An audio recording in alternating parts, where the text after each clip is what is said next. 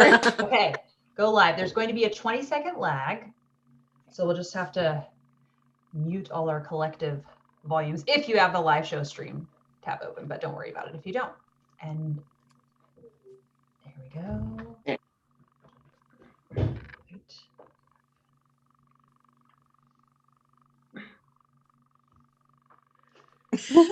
There we go.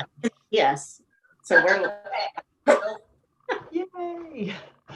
Hi, everyone, and welcome to the World Book Day book battle.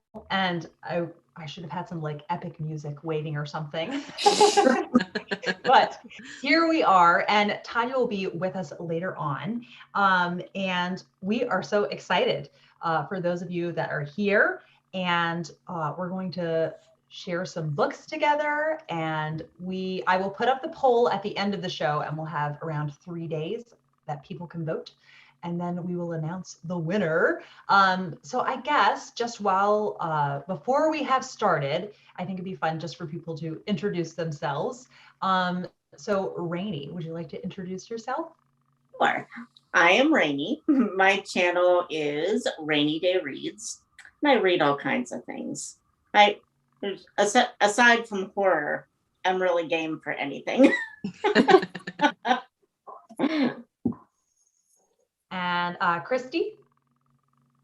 Yes, I'm Christy Lewis from Dostoevsky in Space. And yeah, I just love reading with friends. I love learning. Kate has introduced me to all kinds of new kinds of books, and I'm excited for this book battle. This is my book. She's already getting into it. Yeah. She is ready. You should vote for it. Oh, I love this. Is my everybody says, are we ready to rumble? Yes, we are. Yes. Yeah. I am so ready. Marissa, would you like to introduce yourself? Sure.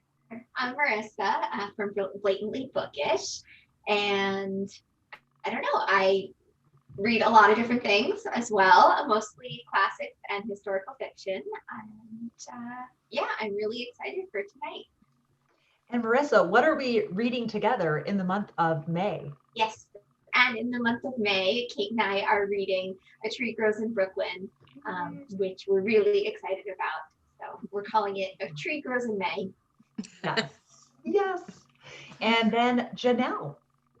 Hi, my name is Janelle, and my channel is Too Fond of Books, and I read a lot too, pretty much everything, although I'll confess I read primarily mysteries. I really love historical mystery. That is my go-to. I absolutely love historical mysteries, and my book for tonight is Marilla of Green Gables, so get your voting finger ready, because this is the one you're going to want to vote for.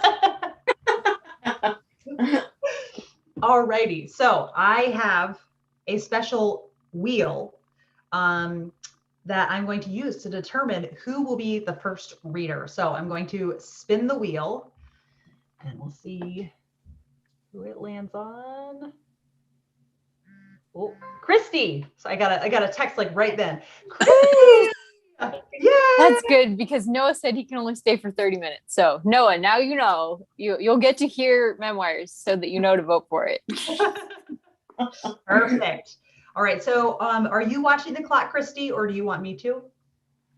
Let me see if I could set this for 10 minutes. Sure. And then I can just do it that way. I normally just say, okay, Google, set my alarm for 10 minutes. Oh, it just did it. Okay. 5:29 p.m. There we go.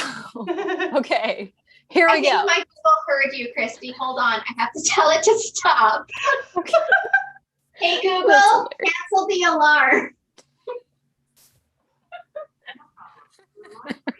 We must have similar voices. That's so funny. All right, I'm gonna get going. Okay, so I'm reading from Memoirs of a Geisha by Arthur Golden, and he sort of makes it sound like it's actually something true, like actual memoirs, but it's not. Don't be fooled. It's a novel. But he researched it really well, and it's actually pretty famous. Let me just read a bit of the translator's note for you. It's a false translator's note, so but I thought it was interesting. So the beginning the translator doesn't come into it too much, but I love how he describes Sayuri, who is the main character of the book. So it's technically part of the novel. So I'll read you the portions about Sayuri, who is the main character of the novel. All right.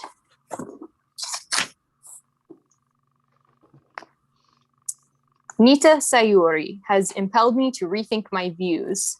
He's about whether a memoirist can tell her own story. Generally, he thinks a memoirist cannot tell her own story, but he finds that she can because she's so unique and wonderful. Okay. She does elucidate for us the very secret world in which she lived. There may well be no better record of the strange life of a geisha than the one Sayuri offers. But she leaves behind as well a record of herself that is far more complete, more accurate, and more compelling than the lengthy chapter examining her life in Glittering Jewels of Japan, or in the various magazine articles about her that have appeared over the years. It seems that, at least in the case of this one unusual subject, no one knew the memoirist as well as the memoirist herself. That Sayuri should have risen to prominence was largely a matter of chance. Other women have led similar lives. The renowned Kato Yuki, a geisha who captured the heart of George Morgan, nephew of J. Pierpont, and became his bride in exile during the first decade of this century, may have lived a life even more unusual in some ways than Sayuri's. But only Sayuri has documented her own saga so completely. For a long while, I believed that her choice to do so was a fortuitous accident. If she had remained in Japan, her life would have been too full for her to consider compiling her memoirs. However, in 1956, circumstances in her life led Sayuri to emigrate to the United States. For her remaining 40 years, she was a resident of New York City's Waldorf Towers, where she created for herself an elegant Japanese-style suite on the 32nd floor. Even then, her life continued at its frenetic pace. Her suite saw more than its share of Japanese artists, intellectuals, and business figures, even cabinet ministers and a gangster or two. I did not meet her until an acquaintance introduced us in 1985. As a scholar of Japan, I had encountered Sayuri's name, even though I knew almost nothing about her. Our friendship grew, and she confided in me more and more. One day, I asked if she would ever permit her story to be told. Well, Jacob-san, I might if it's you who records it, she told me. That must have been exciting. From the very start, I felt myself lost in her world. On all but a few occasions, we met in the evening.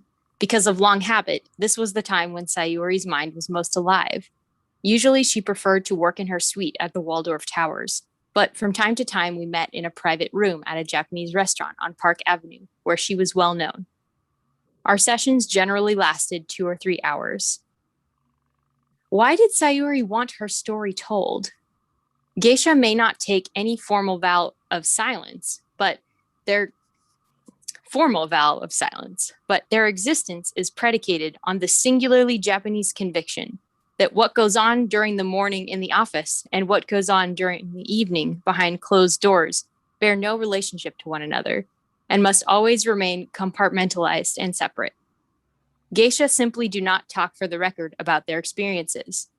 Like prostitutes, their lower-class counterparts, geisha are often in the unusual position of knowing whether this or that public figure really does put his pants on one leg at a time like everyone else.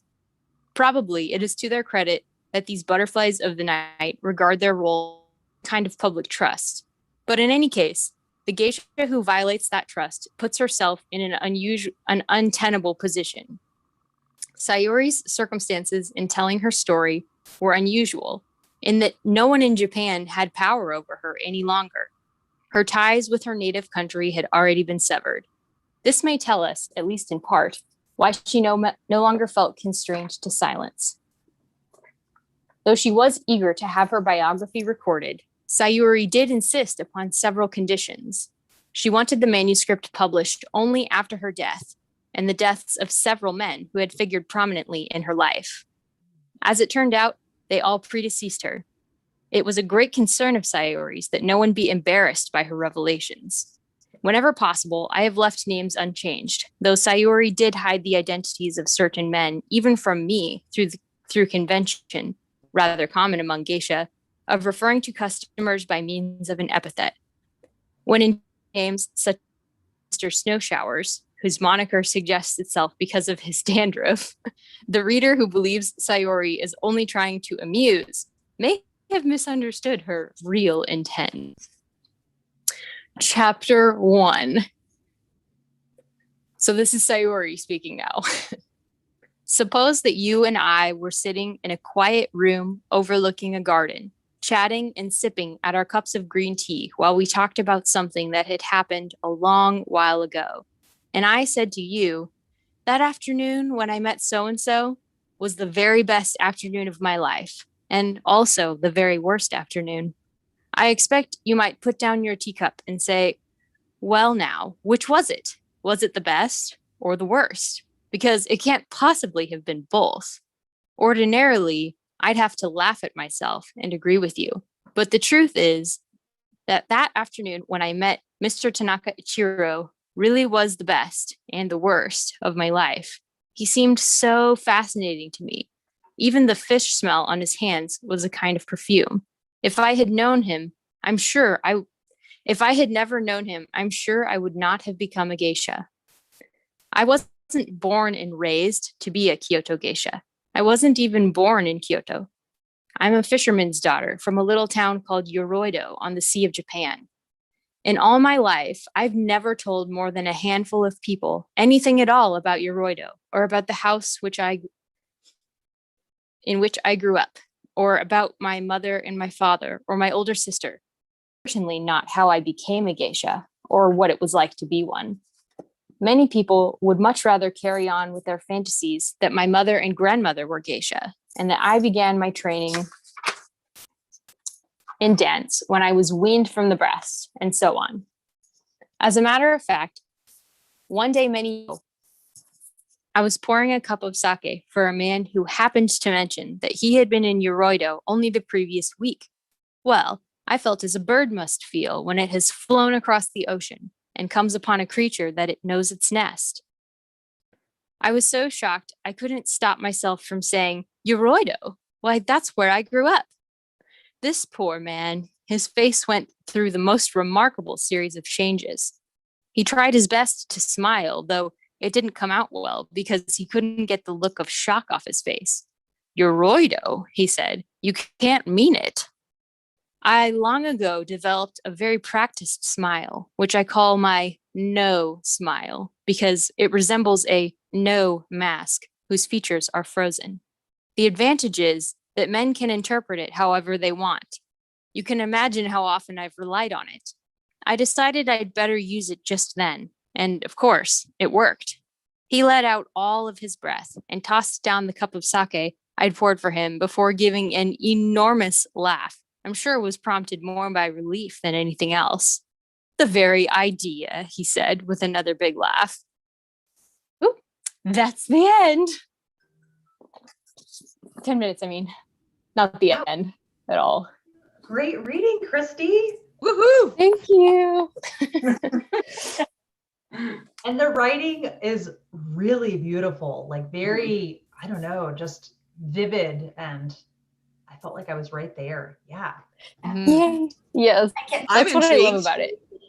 Sorry. That is really, like he said in there, I was right with her from the beginning, so immersed in her world. And that's how I really felt about it too.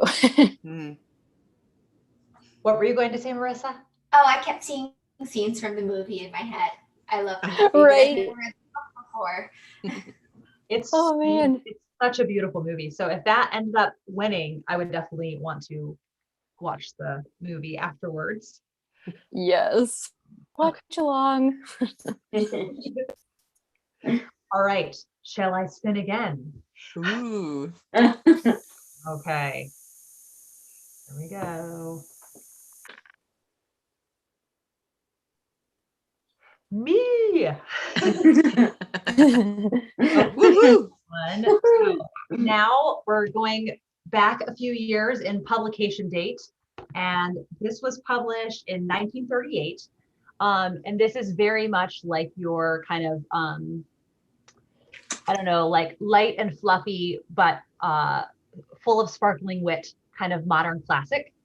Miss Pettigrew Lives for a Day by Winifred Watson, and it does follow a literal 24-hour day, which is very fun. And it is following our main character of Miss Pettigrew and the interesting situations that she gets put in. Yes, so it's just very funny and very larger than life, I'd say is the term that I would use. And I have only read it once and I've really been wanting to reread it. So I will set a timer. Let's see here. Okay, I don't think I'll manage to finish a chapter because the first chapter is pretty long. So I will just go for 10 minutes. Okay. All right, chapter 1, 9:15 a.m. through 11:11 a.m. Miss Pettigrew pushed open the door of the employment agency and went in as the clock struck 9:15. She had, as usual, very little hope, but today the principal greeted her with a more cheerful smile. Ah, Miss Pettigrew, I think we have something for you today. 2 came in when I had left last night. Now let me see. Ah, yes, Mrs. Hillary, maid, Miss LaFosse, nursery governess. You'd have thought it was the other way around, but there, I expect she's an aunt with an adopted orphan niece or something. She gave Miss Pettigrew particulars. There you are then, Miss LaFosse, 5 Onslow Mansions. The appointment is for 10 sharp this morning. You'll make it nicely. Oh, thank you, Miss Pettigrew said weakly, nearly fainting with relief. She clutched the card of particulars firmly in her hand. I'd nearly given up hope. Not many of my kind of post these days. Not many, agreed Miss Holt. And as the door closed behind Miss Pettigrew, I hope that's the last I see of her, thought Miss Holt. Outside on the pavement, Miss Pettigrew shivered slightly. It was a cold, gray, foggy November day with a drizzle of rain in the air. Her coat of a nondescript, ugly brown was not very thick. It was 5 years old. London traffic roared about her. Pedestrians hastened to reach their destinations and get out of the depressing atmosphere as quickly as possible. Miss Pettigrew joined the throng, a middle-aged, rather angular lady of medium height, thin expression, and terror quite discernible in her eyes, if anyone cared to look. But there was no personal friend or relation in the whole world who knew or cared whether Miss Pettigrew was alive or dead. Miss Pettigrew went to the bus stop to await a bus. She could not afford the fare, but she could still less afford to lose a possible situation by being late. The bus deposited her about 5 minutes' walk from Onslow Mansions, and at 7 minutes to 10, precisely, she was outside her destination. It was a very exclusive, very opulent, very intimidating block of flats. Miss Pettigrew was conscious of her shabby clothes, her faded gentility, her courage lost through weeks of facing the workhouse. She stood a moment. She prayed silently. Oh, Lord, if I've ever doubted your benevolence in the past, forgive me and help me now. She added a rider to her prayer, with the first candid confession she'd ever made to her conscious mind. It's my last chance. You know it. I know it. She went in. A porter in the hall eyed her questioningly. Her courage failed at ringing for the lift, so she mounted the main stairway and looked around until she discovered number 5. A little plate on the door said, Miss LaFosse. She looked at her watch, inherited from her mother, waited until it said precisely 10, then rang. There was no answer. She rang again. She waited and rang again. She was not normally so assertive, but fear gave her the courage of desperation. She rang off and on for 5 minutes. Suddenly the door flew open and a young woman stood in the entry. Miss Pettigrew gasped. The creature was so lovely, she called to mind immediately beauties of the screen. Her golden curly hair tumbled untidily about her face. Sleep was still heavy in her eyes, blue as gentians. The lovely rose of youth flushed her cheeks. She wore that kind of foamy robe, no mere dressing gown, worn by the most famous of stars in seduction scenes in the films. Miss Pettigrew was well versed in the etiquette of dress and behavior of young women on the screen. In a dull, miserable existence, her one wild extravagance was her weekly orgy at the cinema, where for over 2 hours she lived in an enchanted world peopled by beautiful women, handsome heroes, fascinating villains, charming employers, and there were no bullying parents, no appalling offspring to tease, torment, terrify, harry her every waking hour. In real life, she had never seen any woman arrive to breakfast in a silk, satin, and lace negligee. Everyone did on the films. To see one of these lovely visions in the flesh was almost more than she could believe. But Miss Pettigrew knew fright when she saw it. The young woman's face when she opened the door had been rigid with apprehension. At sight of Miss Pettigrew, it grew radiant with relief. I have come, began Miss Pettigrew nervously. What time is it?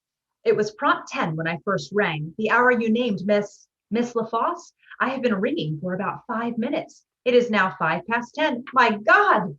Miss Pettigrew's surprising interrogator swung around and disappeared back into the room. She did not say come in, but for a gentlewoman to face destitution was a very serious crisis.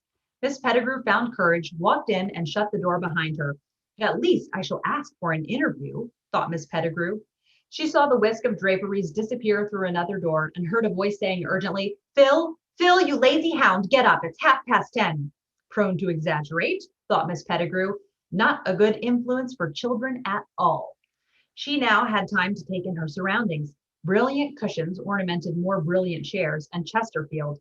A deep velvety carpet of strange futuristic design decorated the floor. Gorgeous, breathtaking curtains draped the windows. On the walls hung pictures, not quite decent, decided Miss Pettigrew. Ornaments of every color and shape adorned the mantelpiece, table, and stands. Nothing matched anything else. Everything was of an exotic brilliance that took away the breath. Not the room of a lady, thought Miss Pettigrew. Not the kind of room my dear mother would have chosen. And yet, why, yes, quite definitely yes, the kind of room that perfectly suited the lovely creature who had so abruptly disappeared. Miss Pettigrew cast a sternly disapproving eye about her, but behind her disapproval stirred a strange sensation of excitement. This was the kind of room in which one did things, and strange events occurred, and amazing creatures like her momentary inquisitor lived vivid, exciting, hazardous lives. Shocked by such flighty thoughts, Miss Pettigrew took her imagination severely in hand and forced it back to the practical. Children, pondered Miss Pettigrew, where could one possibly teach or play with children in an impossible room like this? Ink or dirty marks on those cushions would be desecration. From behind the door of what was presumably the bedroom, Miss Pettigrew could make out a heated altercation in progress. The low, pleasantly grumbling tones of the man's voice, come on back to bed, and Miss LaFosse's high, exhorting voice, no, I won't. I can't help it if you're still sleepy. I'm awake, and I've got a lot of things to do this morning. I can't have you lying snoring here all morning because I want to get this room tidy. Soon the door opened, and Miss LaFosse appeared again, almost immediately followed by a man clad in a dressing gown of such brilliantly colored silk, Miss Pettigrew blinked. She stood apprehensive, clutching her handbag in quivering fingers, awaiting the chilling inquiry of what her presence meant. Hot waves of nervous dread made her perspire just a little. She was always at her worst at interviews. Suddenly she felt terrified, defeated, forlorn, before ever the battle commenced. People like these, any kind of employer would never again pay her for her services. She stood as dignified as possible, stoical, terrified, awaiting her dismissal. The young man glanced at her amiably without a trace of surprise. Morning. Good morning, said Miss Pettigrew. She felt so weak she simply sat down bang on a chair. Did she rout you out of bed as well? No, said Miss Pettigrew. A wonder. Early to be abroad and fully clad, isn't it? It is 13 minutes past 10, said Miss Pettigrew severely. Ah, up all night. Don't believe in these all-night binges myself. I like my sleep. Dead all day if I don't get it. I have not been up all night, said Miss Pettigrew, beginning to feel bewildered. I always did admire women. Miss Pettigrew gave it up. These conversational pyrotechnics were beyond her. She stared at him. He was dapper, neat, brisk, with brilliant liquid brown eyes and dark hair. He had a jutting nose, a full-lipped mouth, and a look about him that said he was not a man to play tricks with, yet a hint he could be pleasant enough if folks were pleasant with him. And yes, Miss Pettigrew, he said in a conversational tone to no one in particular, you may be in a hurry and satisfied with orange juice, but I'm not. I'm hungry. I want my breakfast. Breakfast? Gasped Miss LaFosse.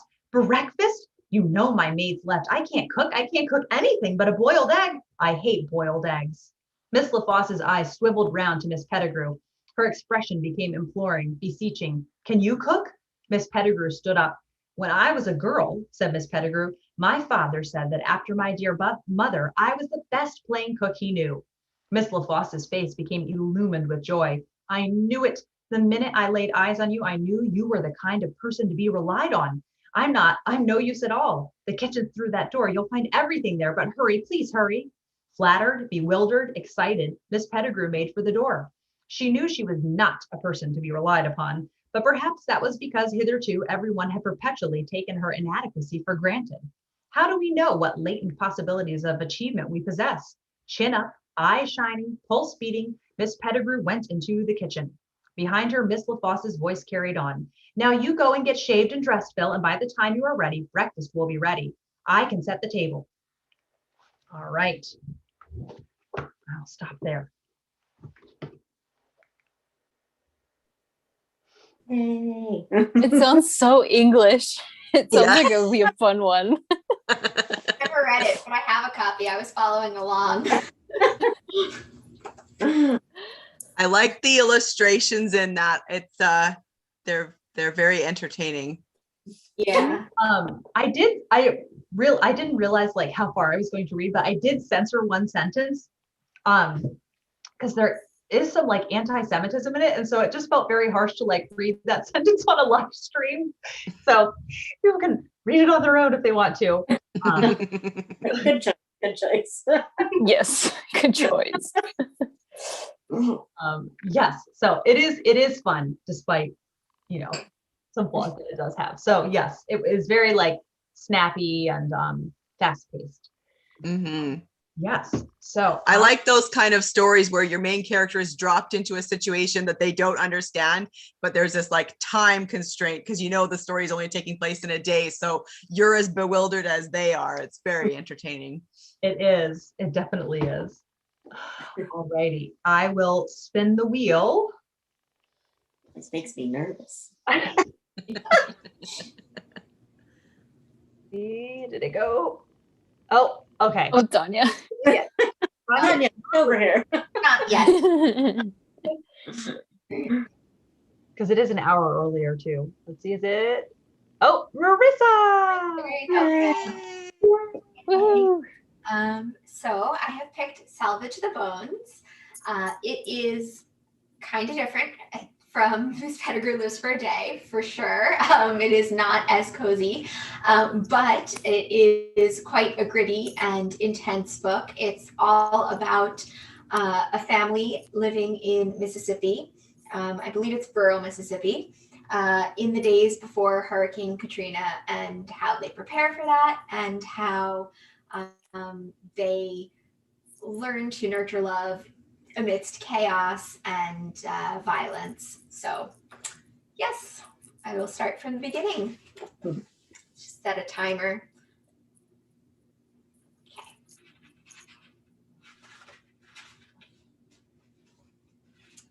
The first day, birth in a bare, bold place. China's turned on herself. If I didn't know, I would think she was trying to eat her paws. I would think that she was crazy, which she is, in a way. Won't let nobody touch her but Skeet. When she was a big-headed pit bull puppy, she stole all the shoes in the house.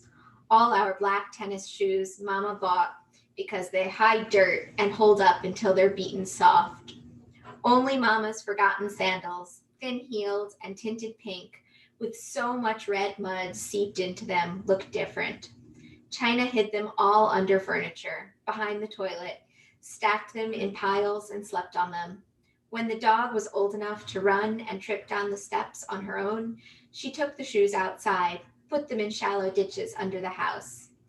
She'd stand rigid as a pine when we tried to take them away from her.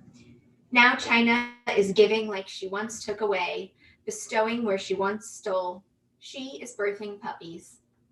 What China is doing is nothing like what Mama did when she had my youngest brother, Junior. Mama gave birth in the house she bore all of us in. Here in this gap in the woods, her father cleared and built on that we now call the pit. Me, the only girl, and the youngest at 8, was of no help, although Daddy said she told him she didn't need any help. Mama said that Randall and Skeeta and me came fast, that Mama had all of us in her bed under her own bare burning bulb. So when it was time for Junior, she thought she could do the same. It didn't work that way. Mama squatted, screamed towards the end. Junior came out purple and blue as a hydrangea, Mama's last flower. She touched Junior just like that when Daddy held him over her, lightly with her fingertips, like she was afraid she'd knock the pollen from him, spoil the bloom. She said she didn't want to go to the hospital. Daddy dragged her from the bed to his truck, trailing her blood, and we never saw her again. What China is doing is fighting, like she was born to do. Fight our shoes, fight other dogs, fight these puppies that are reaching for the outside, blind and wet. China's sweating and the boys are gleaming, and I see Daddy through the window of the shed, his face shining like the flash of a fish under the water when the sun hit. It's quiet, heavy, feels like it should be raining, but it isn't. There are no stars, and the bare bulbs of the pit burn. Get out of the doorway, you're making her nervous. Skeeta is Daddy's copy, dark, short, and lean. His body knotted with ropey muscles. He's the second child, 16, but he is the first for China. She only has eyes for him. She ain't studying us, Randall says. He's the oldest, 17, taller than Daddy, but just as dark. He has narrow shoulders and eyes that look like they want to jump out of his head. People at school think he's a nerd, but when he's on the basketball court, he moves like a rabbit, all quick grace and long haunches. When Daddy is hunting, I always cheer for the rabbit. She need room to breathe. Skeeta's hands slide over her fur, and he leans in to listen to her belly. She gotta relax. Ain't nothing about her relaxed. Randall is standing at the side of the open doorway, holding the sheet that Skeeta has nailed up for a door. For the past week, Skeeta has been sleeping in the shed, waiting for the birth. Every night, I waited until he cut the light off, until I knew he was asleep, and I walked out of the back door to the shed, stood where I am standing now to check on him. Every time I found him asleep, his chest to her back. He curled around China like a fingernail around flesh. I want to see. Junior is hugging Randall's legs, leaning in to see, but without the courage to stick in more than his nose. China usually ignores the rest of us, and Junior usually ignores her, but he is 7 and he is curious. When the boy from Germain bought his male pit bull to the pit to mate with China 3 months ago, Junior squatted on an oil drum above the makeshift kennel, an old disconnected truck bed dug in the earth with chicken wires stretched over it, and watched. When the dogs got stuck, he circled his face with his arms, but still refused to move when I yelled at him to go in the house. He sucked on his arm and played with the dangling skin of his ear, like he does when he watches television or before he falls to sleep. I asked him once why he does it, and all he would say is that it sounds like water. Skeeta ignores Junior because he is focused on China like a man focuses on a woman when he feels that she is his, which China is. Randall doesn't say anything, but stretches his hand across the door to block Junior from entering. No, Junior. I put out my leg to complete the gate, barring Junior from the dog, from the yellow string of mucus pooling to a puddle on the floor under China's rear. Let him see, Daddy says. He old enough to know about that. His is a voice in the darkness, orbiting the shed. He has a hammer in one hand, a clutch of nails in another. China hates him. I relax, but Randall doesn't move, and neither does Junior. Daddy spins away from us, like a comet into the darkness. There is the sound of hammer hitting metal. He makes her tense, Skeeta says. Maybe you need to help her push, I say. Sometime I think that is what killed Mama. I can see her, chin to chest, straining to push Junior out, and Junior snagging on her insides, grabbing hold of what he caught on to try to stay inside her, but instead, he pulled it out with him when he was born. She don't need no help pushing. And China doesn't. Her sides ripple. She snarls, her mouth a black line. Her eyes are red, the mucus runs pink, everything about China tenses, and there are a million marbles under her skin. And then she seems to be turning herself inside out. At her opening, I see a purplish red bulb. China is blooming. So I'm going to stop there. But yeah, I love Jesmyn Moore's writing style. It, in a lot of ways, reminds me of Toni Morrison. Yeah, but as you probably figured out, this book is a bit intense and emotional. And honestly, tonight I'm a little more in the mood for Miss Pettigrew Lives for a Day. But if you're looking for something, really gritty and intense, this is definitely a great book to pick up. Yeah, and as the first chapter goes on, we get to learn more about the family and see China's puppies as they are born. So yeah. It is beautiful writing. It is. It's very vivid. Mhm. Yeah. And you can tell from the perspective it's written from is very distinct. Mhm. Yeah. Yeah. Thank you, Marissa. All right. Victoria from the Musical Bookworm says, it does remind me of Toni Morrison. All right. I feel like I need like the before I spin the wheel, like while I spin it, the like Who Wants to Be a Millionaire, like when they transition the lights music, they're like Alrighty. So You could hire Alan from the Library of Alexandria. He does all of his own Jeopardy everything when he does Jeopardy on his channel. Oh, that's so fun. It's pretty impressive. All right, here we go. We only got two options this time. Gotcha. Gonna be Janelle. Oh. All right. So I'm going to be reading from Marilla of Green Gables by Sarah McCoy. This book came out in 2018. You don't need to have read Anne of Green Gables to enjoy this book, but it certainly helps because you have an understanding of the characters. Marilla and Matthew are big characters in this book. And then you also meet some characters that you hear of in the Anne of Green Gables story. So yeah, let's just go. I will set a timer for 10 minutes. Awesome. All right.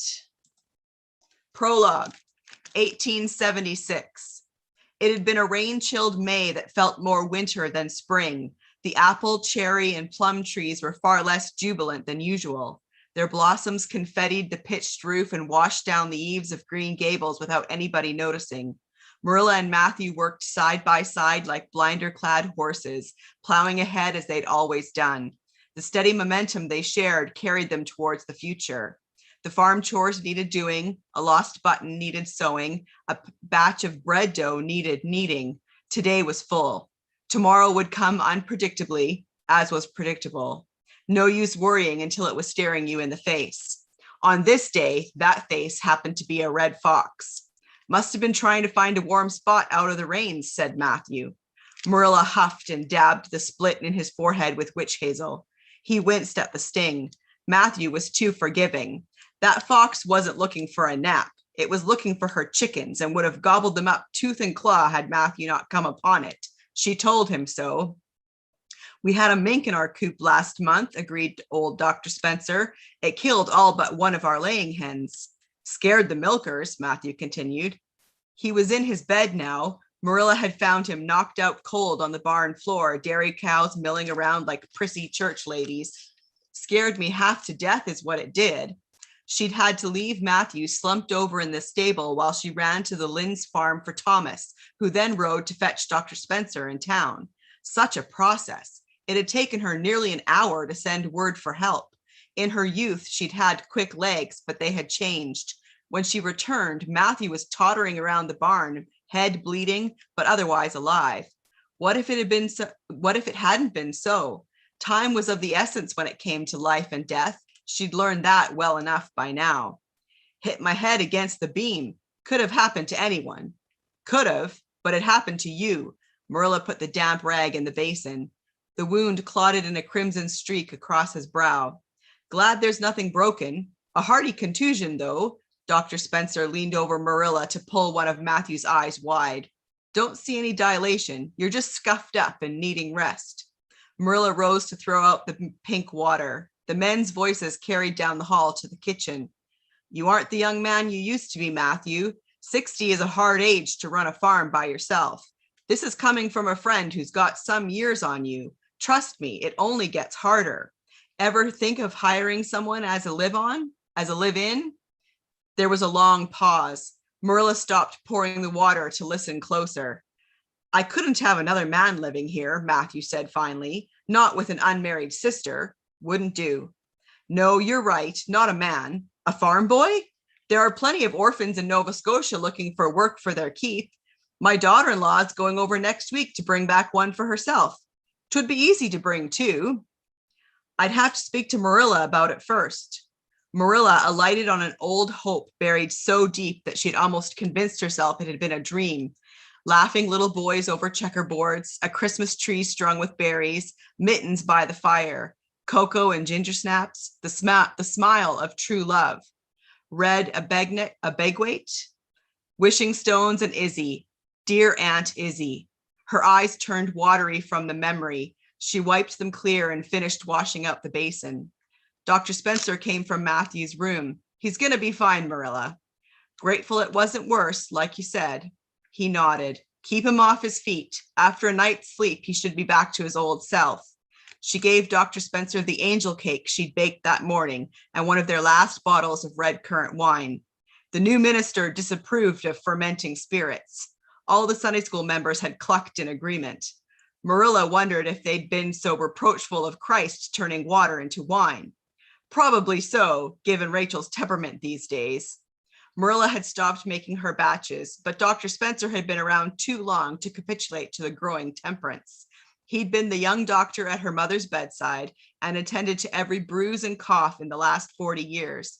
The Cuthbert wine was his favorite. It was the least she could do to pay him for the house call. She could barely wait long enough to wish Dr. Spencer good evening before taking up the subject with Matthew. I overheard Dr. Spencer. He looked momentarily puzzled, then realized what she meant. Aye, so what's your opinion on the matter? Dr. Spencer is a wise man and a friend. She crossed her arms with certainty. A boy would be a great help. I wouldn't have to worry so much about you working out there alone. We'd have someone to help with the farm chores, run errands, chase away foxes if need be. He exhaled and gave a little grin. I hoped you'd say that. Been too long since. She nodded quickly. I'll bake Mother's biscuits, sweet butter with a little preserves. A Cuthbert welcome. The wishes made were finally coming true. Part 1. Marilla of Green Gables. Chapter 1. A Guest is Coming. February 1837. The sun and moon shine alike during snowstorms. They cast similar shadows, soft-edged like dandelion clocks in the breeze. Marilla noticed that when she saw the silhouette of her father's sleigh coming down their snowy lane. The farmer's almanac had forecasted a mild winter, but it was late February and the snowbanks continued to grow, leaving 13-year-old Marilla to wonder if spring would ever return. It was hard to imagine the apple orchard alive and green under this blanket of white and shadows. She was looking out the new parlor window. The biggest room in the house, it had previously been the bedroom for all 4 Cuthberts, Marilla, her mother, Clara, her father, Hugh, and older brother, Matthew, plus a skittish white cat with a black streak named Skunk. Clara had found him in a burlap sack on the bank of the brook that whirled through the woods behind their barn. Someone had tried to do away with the poor thing, but Marilla and Clara had nursed him with warm milk and sardines until his fur was shiny as ice. He was still distrustful of strangers, but then Marilla couldn't blame him. Just before the snows came, her father finished the last addition to their farmhouse, the gabled bedrooms and the hired hands' quarters on the 2nd floor, though they had no hands to hire as of yet. At 21, Matthew had worked for their father every day since before Marilla could recall. Since it was not much more than fields, a barn, and a one-room cabin, most folks in Avonlea simply referred to it as that Cuthbert place down yonder. But all that was going to change when spring came and they saw the completed Gables, if they could see it. Hugh had laid the foundations nearly a quarter mile off the main road of Avonlea, much to Clara's chagrin. So we have ample time to bolt the door when any of the Pye clan comes to call, he'd tease. That even earned a chuckle from Matthew, who was bashful to laugh on account of a crooked front tooth. The Pyes were proudly cantankerous. Marilla had overheard one of the church ladies say, personally, she had never seen more than old Widow Pye's cloak flapping behind her like a crow's wings. She was left to assume the worst. But what if I need to borrow a spool of thread or a jar of preserves? Clara had fretted. I'll have to walk a fair bit to reach a friend. Aye, best not to run out then. Hugh was painfully shy, with strict religious beliefs. His home was a private sanctuary. He kept the Bible on the table in the parlor and read one verse aloud to the family every night before Clara brought him his tea and whiskey. He went to church begrudgingly, not because of the sermon, which he quite enjoyed, but because of the parishioners who gathered between him and his buggy afterward. Matthew took after his father in that regard, and the two had become comrades in disappearing during the fellowship hour. But that was Clara's favorite part. Marilla enjoyed standing beside her mother, quietly listening to the women gossip over the weekly comings and goings. It was nearly as interesting as the Goodies Ladies book stories that Mr. Blair, who owned the general store, gave her, and she hid under her mattress. Her parents didn't abide idle time, and reading was idle in their estimation. If ever Marilla had a spare minute, Clara told her she ought to knit another pair of mittens. One could never have too many sets. Or work on one of the prayer shawls that their Sunday school class sent annually to the orphans of Nova Scotia. That their hearts might be comforted, being knit together in love, Clara would quote, and Marilla couldn't argue with the biblical Colossians. But sometimes Marilla didn't want to knit beside her mother or follow her brother to their garden by the pasture field. Sometimes, as sinful as she knew it was, Marilla wanted to idle the day away however she pleased. When she could steal time, she'd take to the balsam woods with her Goodies magazine leaflets and follow the brook until it cascaded to a little pool split in half by a maple growing right up through the center. She'd sit there on her island with the water bubbling around and read until the sun slanted thinly through the trees. Then she'd walk home, being sure to collect a basket of sorrel for soup on her way. And that's that. That's 10 minutes. Thank you, Janelle. That was so cozy. Yes. So funny and so Marilla. Yes. Yeah. So I'm curious because I think before I thought it was purely her bringing up like Marilla when she was young. Does it alternate between the two stories? Between which two stories? Like when it was talking about when Marilla was younger and being at church. Is that the main plot, like when Marilla's younger, or is it more the plot of Anne of Green Gables from Marilla's perspective? No, all of it's before Anne, other than so it's all before Anne. So it starts when she's 13, but then it pretty quickly moves to when she's a young woman, but it's all her. So she meets the young John Blythe, Gilbert's father. Yes. Plays a big role in the story. Yeah. Well, cool. That's actually what I was like the most interested in was Marilla when she's pre-Anne, because I'm like, we know how she is when Anne comes. So cool. Yeah. And a lot of this story actually kind of addresses why she is, the way she is, a little bit gruff, a little bit, it kind of explains all of that. I really like that when stories delve into why a character is the way that they are. And I don't know if any of you have seen, there's a movie from the 80s called The Young Sherlock Holmes. And it's when he's at university and you get a lot of background on why he is the way he is. And it's totally, I don't know how much of it is canon, but I really liked it. Yeah. I thought this was really interesting. Fun. There's this author's note at the end. I'm just going to read the first bit because I thought this was interesting. She says, I wrote this novel with no grand ambition. Instead, I started with the cryptic Untelling, a mystery woven into Anne of Green Gables, chapter 37. And then this is a quote from that. "What a nice looking fellow he is," said Marilla absently. "I saw him in church last Sunday and he seemed so tall and manly. He looks a lot like his father did at the same age. John Blythe was a nice boy. We used to be real good friends, he and I. People called him my beau." Anne looked up with swift interest. "Oh, Marilla, and what happened?" End quote. Anne's question echoed in my heart my whole life. Oh, Marilla, what happened? This novel is my answer to that. Oh, So, it sounds like it will like very much pull at the heartstrings. And like, if we want a good cry, like I actually love to cry while reading books. So You and Krista. Yep. we're fans. It just feels like such a release. Like I genuinely like just enjoy it. I'm a movie crier. I don't cry in books, even if well, there's one I cried at, but Yeah. most of the time it's movies. Yeah. It is harder for a book to make me cry. This is cool. Chelsea from Voyage of a Time Wanderer says, me saying like I didn't want Marilla of Green Gables just to be a retelling of Anne. And she said that's why she didn't like the book called Caroline, which is about Caroline Ingalls. She says it was literally a retelling of Little House on the Prairie event by event. Like we already have that information. yeah. I liked it. I liked that book. I read that one.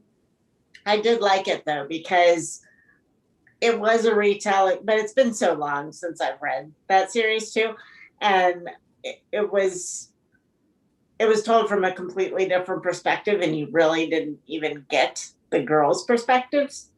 So it felt, to me, it felt different a little bit, and it's been. Yeah.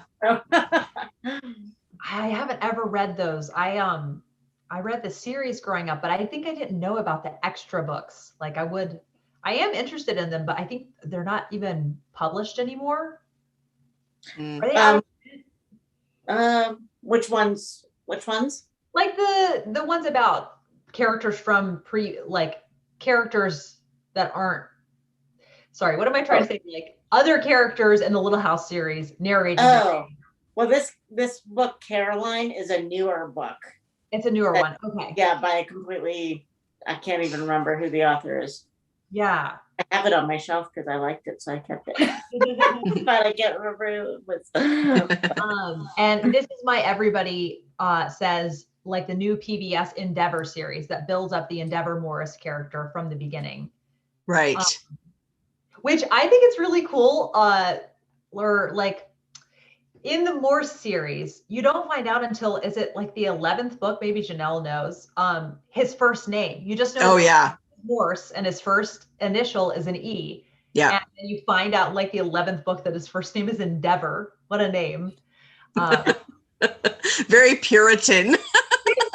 Yes, it is. All right. Well, Rainey, I guess that leaves it to you. Yes. Well, I never said, but I am reading Thrush Green by Miss Reed. Yeah. And I have never read this book before, and there's no real synopsis on the back of the book. So I don't know much about it other than it takes place over May Day in a small English town. So another book that takes place in one day. That's interesting. Well, I think it takes place over the May Day holiday. It says before the holiday is over, life and love and perhaps eternity will touch the immemorial peace of the village. Wow. You better start reading because that sounds good. And the Mitford author is blurbed on the cover of this book. So, I mean, yay. What more could you want? Maybe it's not a synopsis. Maybe it doesn't have one, Rainey, because it's like, it would be like, so-and-so is thinking about changing the window display in her bakery. That's going to be like a big thing that'll shake everything up. Probably. It's like, it'll get wet. Gina Stanier book says, finishing up with the best book. That's what she That's right. I actually. Christy? She's like, No. don't forget. Speaking of the best book, I'm actually How do really you make excited it to hear this wave? reading. Ooh. People. I'm very excited to hear this one, Rainey. I really Okay. am. Right. Well, I've had a full glass of wine. So, So you're good to go. yeah. So even though I this, it's probably going to turn into gobbledygook, but whatever. But let me show you. Look at that pretty illustration. Yay. Ooh, Love very those nice. pictures. Huh. I like that. I like a Not good. enough adult books had pictures. What's that? Not enough adult books had I pictures. know. I know. There's Agreed. all through this. So I'm excited. But okay. So mine will probably be a little bit less than 10 minutes because there was a natural break after a while. So all right. Chapter 1. The day begins. As soon as he opened his eyes, the child remembered, and his heart soared. This was the day he had waited for so long, the day of the fair. He lay there for a minute beneath his tumbled bedclothes, savoring the excitement. His eyes saw again, with the sharp clarity of a 6-year-old, the battered galloping horses with flaring nostrils, the glittering brass posts twisted like giant barley sugar sticks, the dizzying red and yellow swing boats, and the snakes of black flecks that coiled across the bruised grass of Thrush Green, waiting to ensnare the feet of the bedazzled. His nose tingled with the remembered scent of the hot, oily smell which pulsed from the blaring roundabout, and the acrid odor of his own hands, faintly green from clutching the brass post so tightly. In his head rang the music of the fair, the raucous shouting, the screaming of silly girls in swing boats, and the throbbing of the great engine which supplied the power, and, overall, the head-hammering mammoth voice which roared old half-forgotten tunes from among the whirling horses of the roundabout. At last, Paul told himself. It was the first day of May, and at this point he sat up in bed, said "white rabbits" aloud to bring luck throughout the coming month, and looked eagerly out the window into the dewy sunshine, which was beginning to shimmer on Thrush Green. And then, with a horrid shock, the child remembered something else. His heart stopped singing and dropped like a lark to the ground. Would he be able to go? Could he? Would he? Frantically, he clawed at the buttons of his pajama jacket, tore it open, and surveyed his chest with agonized anxiety. The rash is almost gone, young Dr. Lovell had said to Aunt Ruth the night before. If his temperature stays down, I don't see why he shouldn't have an hour at the fair. Aunt Ruth had smiled at Paul, who had bounced up and down on the mattress with excitement. But you've got to take it quietly, young man, went on Dr. Lovell. Otherwise, no fair. They had left the child in bed and gone downstairs to the cool hall. The front and back doors of the pleasant old house stood hospitably open, and the low rays of the setting sun crept in through the back door with the fragrance of the wallflowers which lined the garden path. He'll be so pleased if he can go, said the girl. They say that this will be the last time the fair comes here. Oh, you've heard that too, observed Dr. Lovell. Evidently, the old lady who runs the thing, Mrs. What's-it? He snapped his fingers and cocked his long dark head sideways in an effort to remember. Mrs. Curdle, prompted Ruth. The great Mrs. Curdle. Why, I remember her when Joan and I used to come here to stay as children. She always looked about 80 and as tough as they make 'em. That's it, Mrs. Colonel. They were saying at the Vine last night that she's decided to sell the business. It seems impossible, said the girl, as they paced slowly down the short flagged path to the gate. And what her family will do without her bullying them all, I can't think. The doctor opened the gate and stood outside. Ruth rested her bare arm on top, and they gazed across Thrush Green to the half dozen or so caravans which clustered at the farther corner near the church some 100 yards away. Most of them were gleaming modern beauties, flashing with chromium plating and fresh paint. But two of them were the traditional horse-drawn ones, painted gaily with green and red, with yellow wheels and a bucket or two swinging from the axle. And in one of these, Ruth knew, lived the old matriarch who had ruled the fair for so many years. In the still evening air, blue smoke rose from the little tin chimney to the lime trees above. There was a faint whiff of frying onions, and a lurker dog was sitting close to the caravan, his nose pointed expectantly upward. Nearby, two skewbald ponies, tethered to the trees, cropped the new grass. Looks the perfect life, sighed Ruth longingly. Just wandering from place to place, nothing to remind you of things you want to forget. Her voice trailed away, and her companion looked at her quickly. She was uncomfortably pretty. Gazing into the distance like that, he thought, and looked much better than she had when he had first met her 6 weeks before.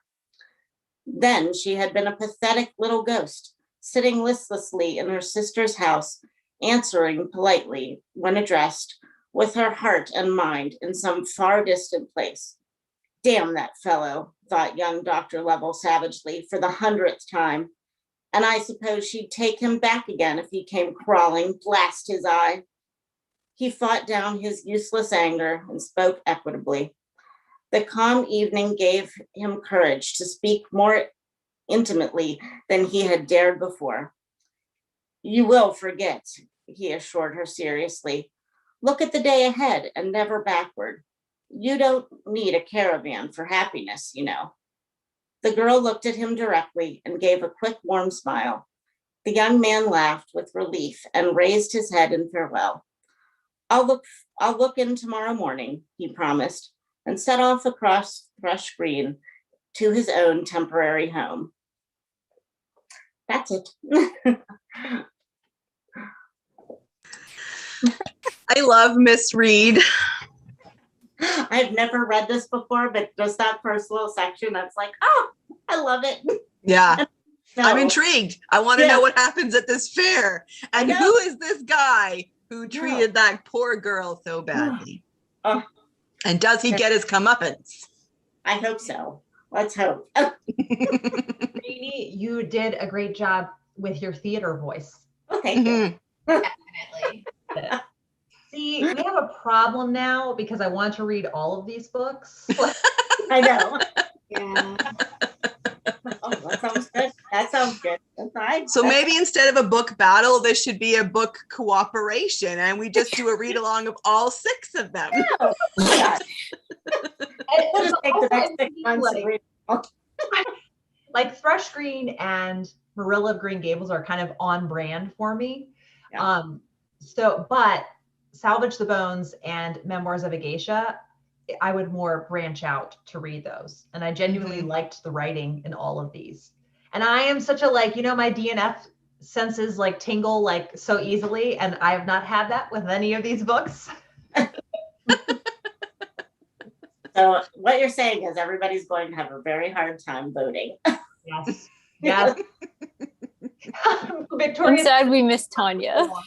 I know. I know. Oh, sorry. Yeah. I texted her and she said she's still doing her thing. So she thinks she's going to miss it. But Sad. I won't get home till 10. Tanya, if you're watching this later. Yeah. We missed you. I know. 6-month read along, Victoria. Yeah. Well, Why not? Who cares? Why not? Yeah. And then this Did is you guys see? Oh, Oh, good. I'm sorry. I was just saying, this is my everybody. I love all the boxing glove emojis you're using. And she was doing like a commentating thing, like after everybody and anytime somebody made a move, she would commentate, Oh, nice. because it's a battle, We're all so competitive. Yes. Um, She's like the ringside reporter here. Christy, can you remind me how many pages your book is? Yes. This one is 428 entrancing pages. Mysterious and beautiful. And then Janelle, how long is yours? Because I was thinking maybe either of yours was the longest pick. 291, absolutely amazing Canadian pages.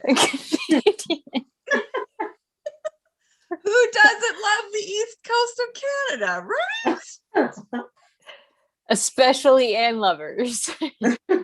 Oh my gosh. Christina says, we have nothing else to read. What's 6 more books?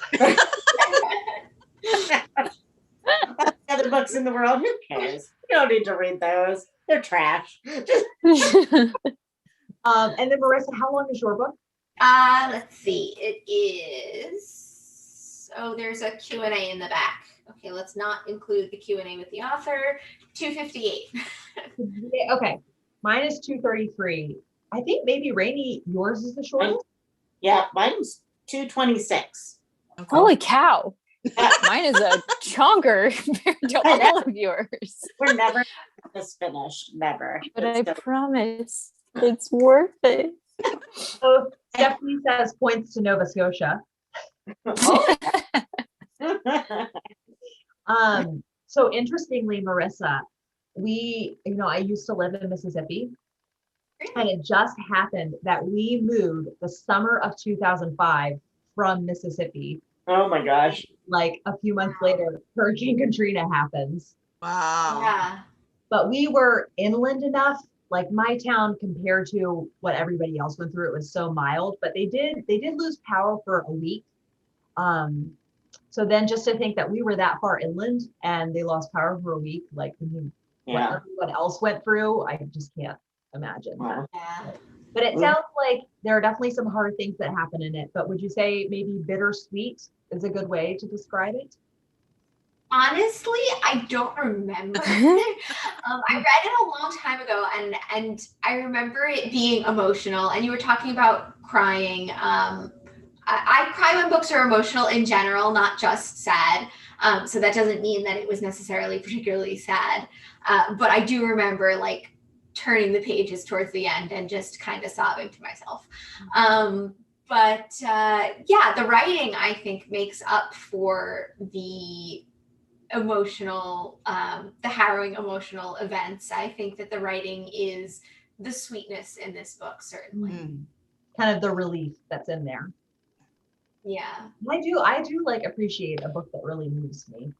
Because I've heard people say like 3-star book reviews are the saddest because like it just you're like about it. But if like a book makes you loathe it, like it made you feel things at least, or if you're like, oh, I love this book so much.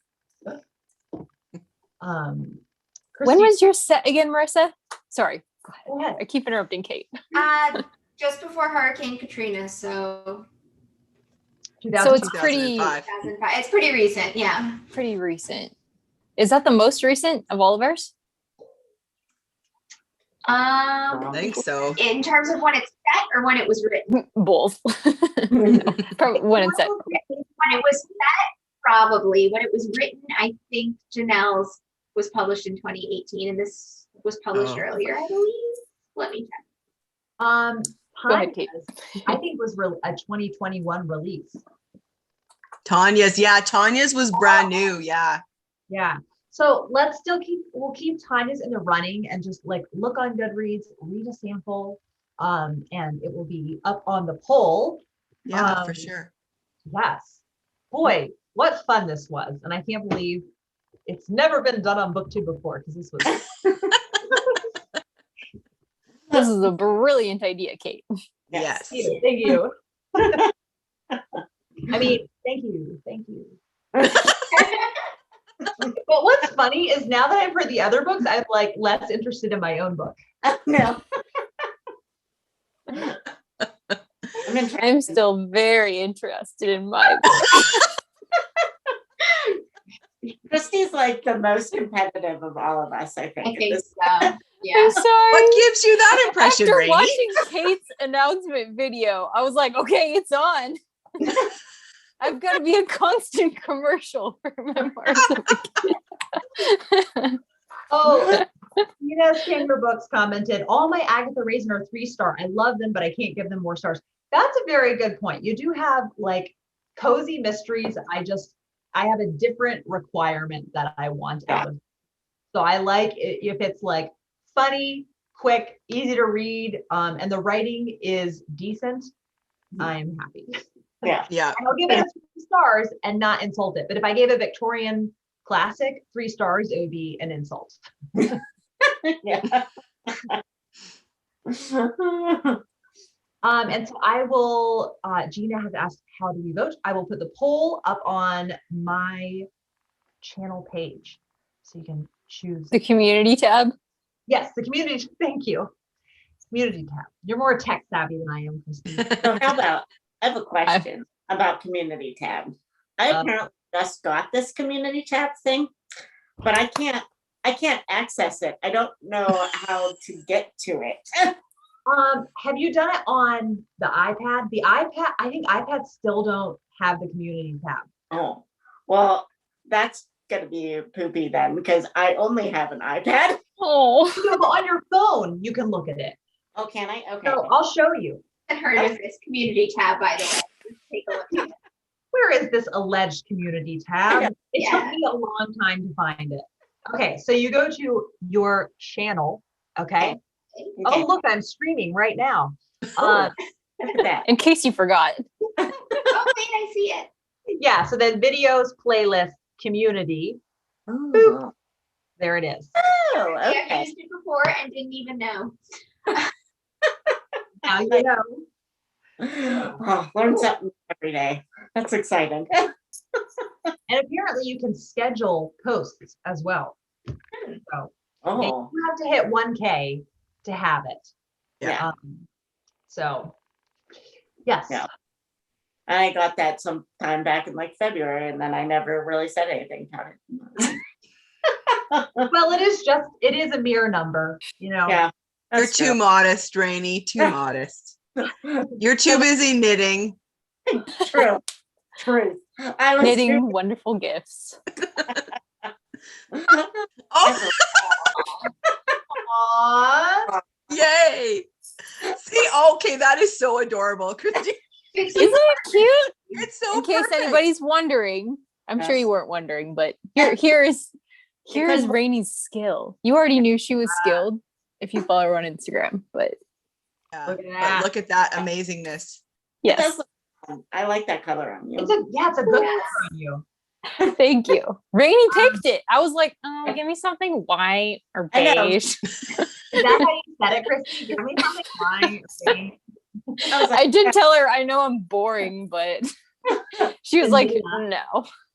I'm sending you bright green blue. because at first I was like, what kind of colors do you like? And she's like, white, black. I'm like, never mind. This is my everybody commented. Christy adds the specific tone to her voice too as she drops the propaganda bombs to vote for her book. Oh yeah. Oh, yeah. Well, thank you everyone for watching. This has been so much fun, and I will post the poll as soon as we are done streaming. Don't forget, you Yeah. love Prince Edward Island. Nope. Actually, Kyoto. Yeah, this is around the world a little bit, hey? yeah. Ah, ooh. Yes. Bye, everyone. Thank you. It's been fun. Are off the